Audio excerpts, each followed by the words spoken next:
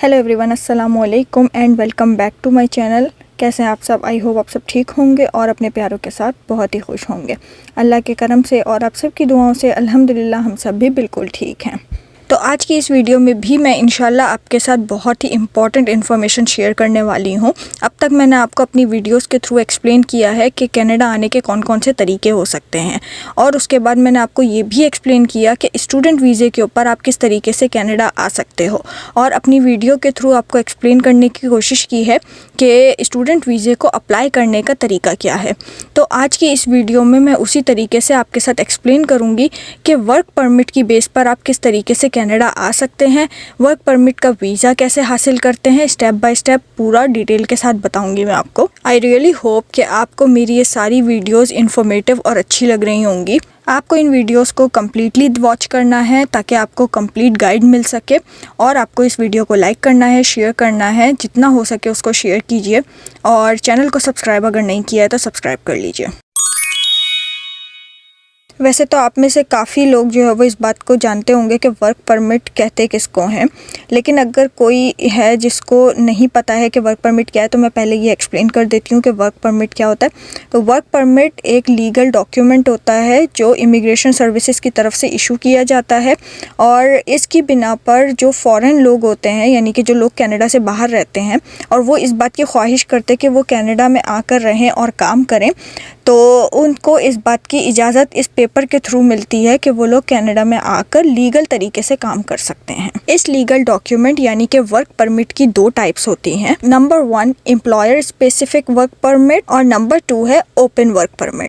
तो पहला क्या था? Employer specific work permit. इसका मतलब ये है कि अगर आपको ये वाले टाइप का वर्क परमिट इशू हुआ है तो आप सिर्फ उसी एम्प्लॉयर के पास काम कर सकते हो जिसका नाम वर्क परमिट पर लिखा हुआ है। जिसका मतलब ये है कि जब तक जितनी ड्यूरेशन के लिए आपको ये वाला वर्क परमिट इशू हुआ है, इतनी टाइम तक आप किसी और एम्प्लॉयर के पास काम नहीं कर सकते। इसके मुकाबले में जो दूसरी वाली टाइप है यानी कि ओपन वर्क परमिट, तो इस परमिट के ऊपर आप कनाडा में किसी भी एम्प्लॉयर के पास कभी भी जॉब कर सकते हो।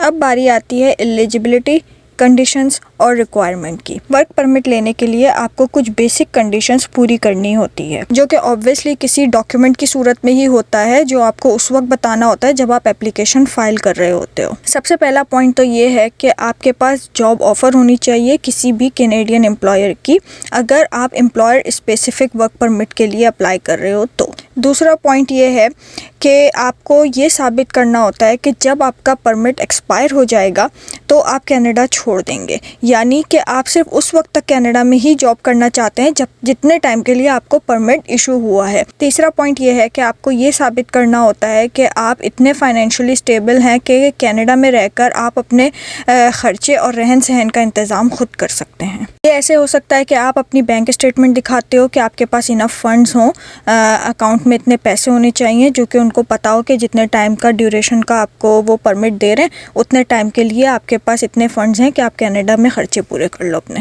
चौथा पॉइंट ये है कि आपको साबित करना होता है कि आपका कोई क्रिमिनल रिकॉर्ड नहीं है, और इसको साबित करने का एक तरीका है कि आप पुलिस क्लियरेंस सर्टिफिकेट बनवाते हो और वो सबमिट करते हो एप्लीकेशन के साथ।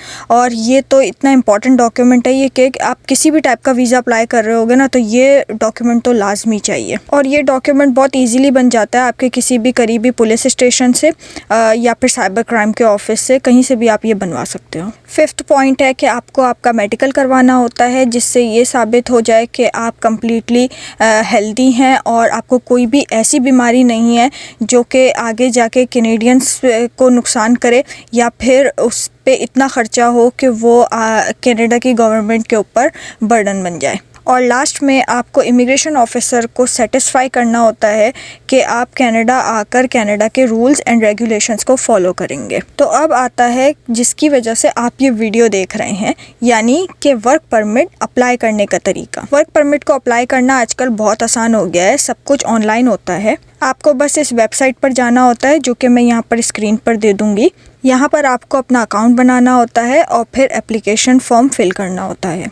एप्लीकेशन सबमिट करते हुए आपको कुछ डॉक्यूमेंट्स जो कि पहले से रेडी किए हुए होते हैं वो आपको एप्लीकेशन के साथ अपलोड करने होते हैं। तो वो सारे डॉक्यूमेंट्स मैं पहले यहाँ स्क्रीन पे भी लिखती हूँ और फिर साथ में आपको वीडियो में बताती भी जाऊँगी। तो ये है वो पूरी लिस्ट डॉक्यूमेंट्स की। 6 टाइप के डॉक्यूमेंट्स आपको चाहिए। सबसे पहले नंबर पर तो है वैलिड पासपोर्ट, जो कि सबसे इम्पॉर्टेंट डॉक्यूमेंट है। सेकंड नंबर पर आपको चाहिए जॉब ऑफ़र लेटर, यानी कि अगर आप एम्प्लॉयर स्पेसिफिक वर्क परमिट के लिए अप्लाई कर रहे हो तो वो जॉब लेटर आपको कंपनी की तरफ से इशू होना चाहिए और वो डॉक्यूमेंट आप एप्लीकेशन के साथ सबमिट करोगे। या फिर आपको चाहिए LMIA, यानी कि लेबर मार्केट इम्पैक्ट असेसमेंट। लेकिन ये डॉक्यूमेंट इतना इम्पॉर्टेंट नहीं है। अगर आपके पास जॉब ऑफ़र लेटर है तो उसके थ्रू आप वर्क परमिट अप्लाई कर सकते हो। ये एक तरीके का डॉक्यूमेंट होता है जिसकी वजह से आपको वर्क परमिट मिल जाता है, लेकिन इसके बारे में हम नेक्स्ट वीडियो में डिटेल के साथ बात करेंगे इंशाल्लाह। तो अभी फ़िलहाल हम वो सारे डॉक्यूमेंट्स के बारे में बात करते हैं जो कि आपको वर्क परमिट अप्लाई करने के लिए चाहिए है।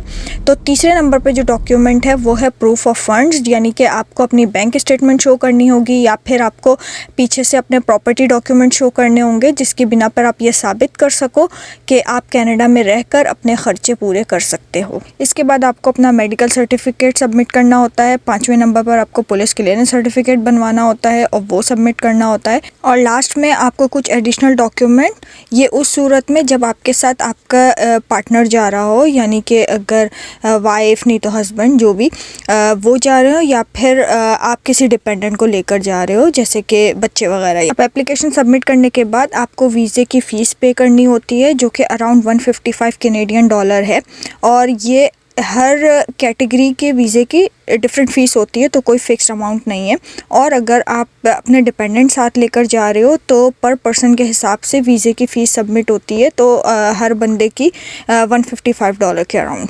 अब आप सोच रहे होंगे कि एप्लीकेशन सबमिट करने के बाद क्या होता है। तो जब आप एप्लीकेशन सबमिट कर देते हैं तो फिर स्टेप बाय स्टेप IRCC आपको ईमेल के थ्रू गाइड करता है कि अब आगे क्या करना है। अक्सर एप्लीकेंट से बायोमेट्रिक्स मांगे जाते हैं, यानी कि आपको फिंगरप्रिंट सबमिट करना होता है और साथ में अपनी पासपोर्ट साइज़ फ़ोटो सबमिट करनी होती है।